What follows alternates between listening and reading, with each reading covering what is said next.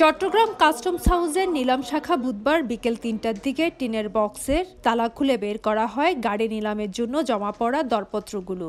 এরপর দুইবার করে হাঁকা হয় জমা পড়া নিলামের পে অর্ডার ও বিড মূল্য।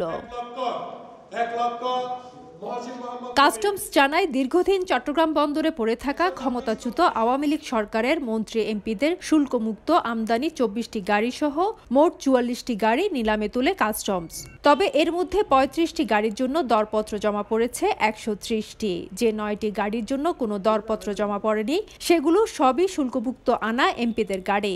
তবে নিলামে সবচেয়ে বেশি দর উঠেছে খুলনা ১০ আসনের সাবেক এমপি এস.এম. কামাল হোসাইনের শুল্কমুক্ত আমদানি করা ল্যান্ড ক্রুজারের। নিলামে স্থায়ী আদেশ অনুযায়ী নিলাম দরের ৬০% হলেই বিডারদের গাড়ি খালাসের অনুমোদন দেয়া হবে। তবে সব প্রক্রিয়া শেষ হতে আরও কিছুদিন সময় লাগবে বলে জানান কাস্টমস কর্মকর্তা। এটার কাজ আমাদের শেষ হলেই আমরা সেকেন্ড নিলামের জন্য এগুলো তুলে দেবো এবং সেকেন্ড নিলামের ক্ষেত্রে আমাদের নিয়ম হচ্ছে প্রথম বিড থেকে যদি বেশি পড়ে তখন আমরা এটা অনুমোদন করতে পারবো। তো স্বাভাবিকভাবে সেখানে আমাদের যেই সর্বোচ্চ যে ন্যূনতম যে মূল্যটা আমাদের না পাইলে আমরা দিতে পারি না সেটা কমে আসবে। এবারের নিলামে বেশ কিছু নতুন ফ্রেশ গাড়ি উঠায় বিডারদের আগ্রহ ছিল বেশি।